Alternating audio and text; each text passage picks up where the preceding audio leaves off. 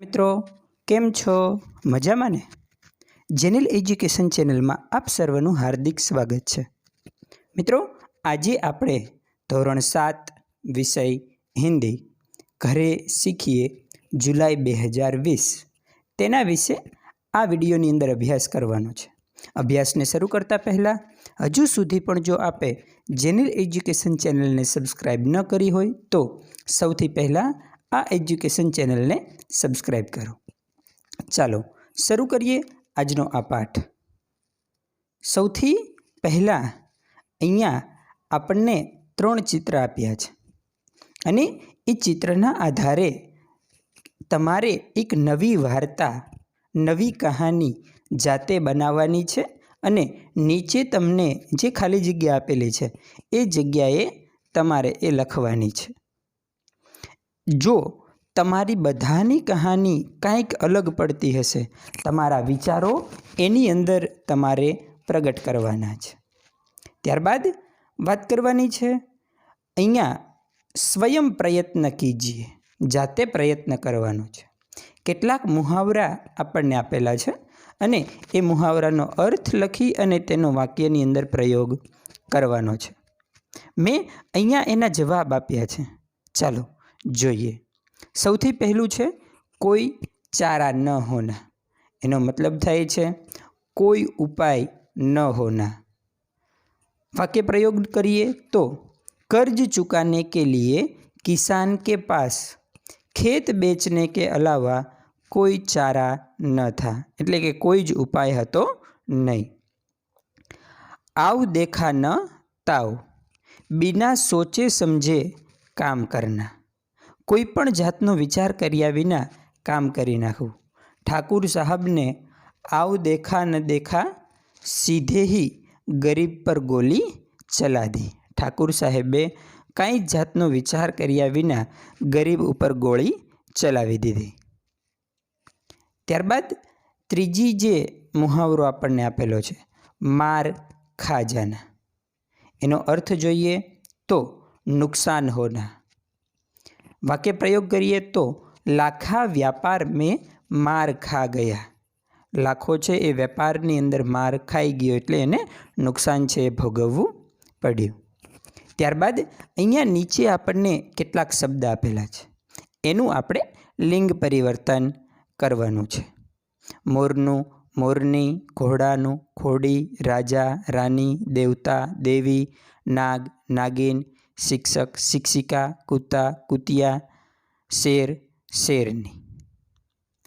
ત્યારબાદ આજે છે એ છે લિંગ પરિવર્તન કરવાનું હતું. હવે સંજ્ઞા વિશે આપણે समझવાનું છે. किसी भी खास व्यक्ति, प्राणी या स्थान को सूचित करने वाली संज्ञा को व्यक्तिवाचक संज्ञा कहते हैं. કોઈ પણ ખાસ વ્યક્તિનું નામ હોય, કોઈ ચોક્કસ પ્રાણીનું નામ હોય, ચોક્કસ જગ્યા હોય, એને સૂચિત કરવા માટે, નિર્દેશ કરવા માટે વ્યક્તિવાચક સંજ્ઞાનો ઉપયોગ થાય છે.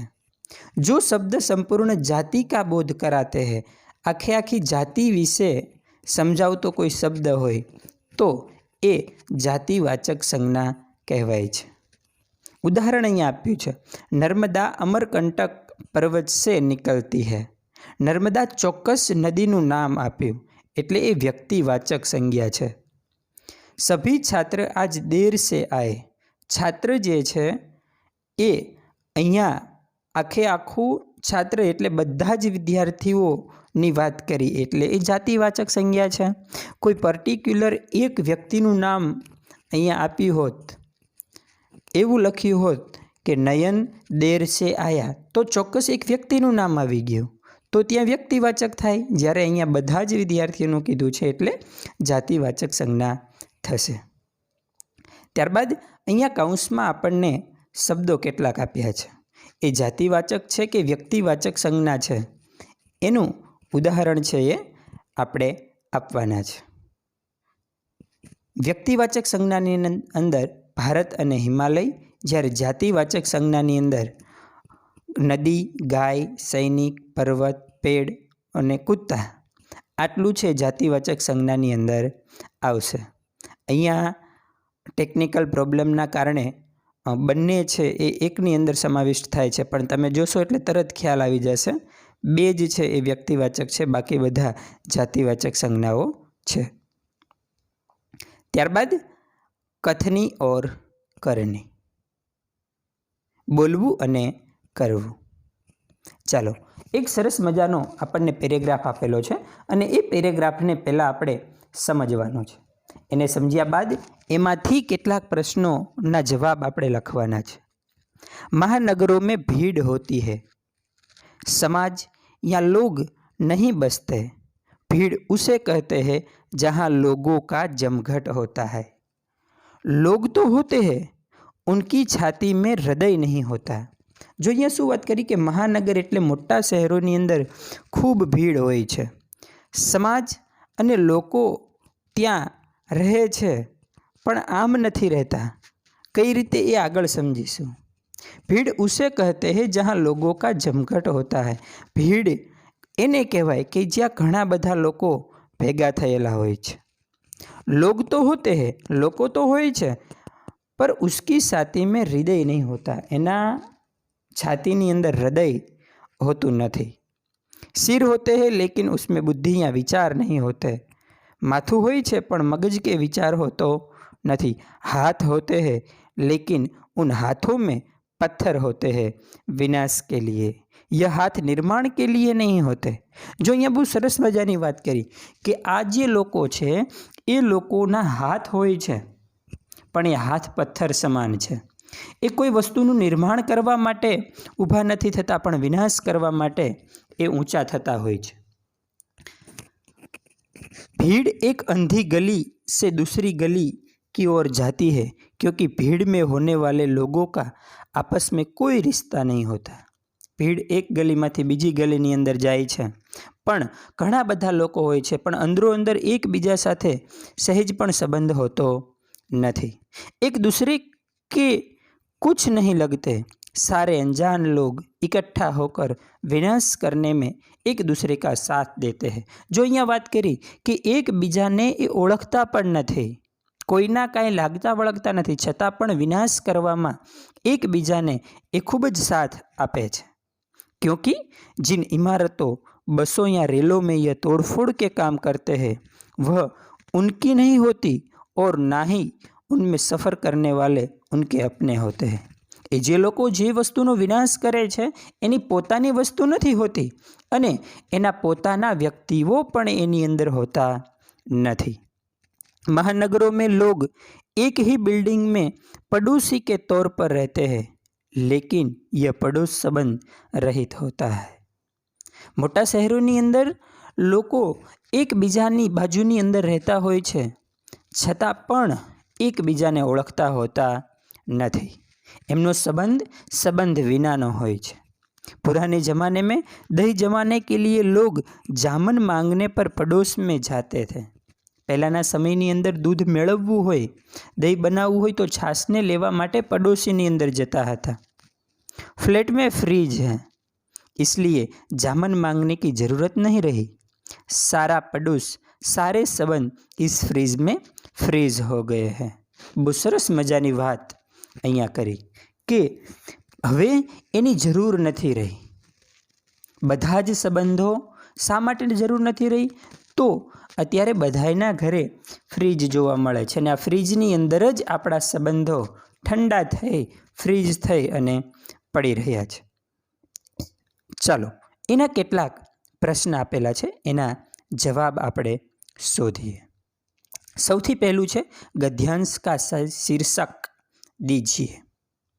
महानगर का जीवन. महानगरों में भीड़ होती है, समाज या लोग नहीं बसते. इस वाक्य का आशय स्पष्ट कीजिए. जो અહીંયા મેં જવાબ એનો આપ્યો છે. महानगरों में भीड़ होती है, ज़्यादा लोग बसते हैं, लेकिन कोई एक दूसरे को पहचानते नहीं है, उसका आपस में कोई रिश्ता नहीं होता, इसलिए वह समाज या लोग नहीं बसते, ऐसा कवि यहाँ कहते हैं. भीड़ में बुद्धि या विचार नहीं होता, ऐसा कौन सी बातों से स्पष्ट होता है? यहाँ भीड़ में किसी को कोई पहचानता नहीं है, फिर भी एक दूसरे के लिए साथ देने के लिए पत्थर उपाड़ लेते हैं और विनाश का सर्जन करते हैं। इसीलिए इस बात से स्पष्ट होता है कि भीड़ में बुद्धि या विचार नहीं होते। जमघट और समाज में क्या अंतर होता है? मेरी दृष्टि जमघट का मतलब ज़्यादा भीड़ होती है मगर कोई किसी को पहचानता नहीं है, और समाज में सब एक दूसरे को जानते हैं, पहचानते हैं, हिल मिल कर रहते हैं, एक दूसरे का सुख और दुख में साथ देते हैं। ત્યારબાદ વાત કરીએ તો फ्रिज आने से क्या हानि हुई? तो फ्रिज आने से सारे संबंध फ्रिज में ही फ्रीज हो गए, यानी सारे संबंध अब स्वार्थ के हो गए, संबंध कम हो गए, वह उनका मतलब है। कथनी और करनी पाठ का संक्षेप करके अपने शब्दों में लिखिए। मैंने मेरे शब्दों में लिखा है, मैं मानता हूँ कि कथनी और करनी में समानता रखना हमारा कर्तव्य है। हूँ एवं माનું છું કે બોલવું અને કરવું આ બંનેની અંદર સમાનતા રાખવી એ જ આપણું શ્રેષ્ઠ કર્તવ્ય છે। कथनी और करनी एक रखना सज्जन का काम है। वह सत्यवादी और निर्भय जीवन जी सकता है, उन्हें सम्मान मिलता है। इसलिए मैं मानता हूँ कि हमारी कथनी और करनी में अंतर नहीं होना चाहिए। जे व्यक्ति पोताना जीवननी अंदर पोताનું કામ અને બોલવાનું બંને સમાન રાખે છે એ વ્યક્તિ જ સત્યવાદી નિર્ભય જીવન જીવી શકે છે, એને સમાજની અંદર સાચું સન્માન પ્રાપ્ત થાય છે। અને હું એવું ચોક્કસપણે માનું છું કે આપણું બોલવું અને આપણું કરવું એ બંને સમાન હોવું જોઈએ। પૂજ્ય બાપુજીએ પણ વાત કરી છે, મહાત્મા ગાંધીજીએ, એમણે તો બહુ સરસ મજાનો સંદેશ આપ્યો છે, my life is my message, મારું જીવન એ જ મારો સંદેશ છે। ત્યારબાદ મારો આ વિડીયો પૂરેપૂરો નિહાળવા બદલ આપ સૌનો ખૂબ ખૂબ આભાર। Thank you very much.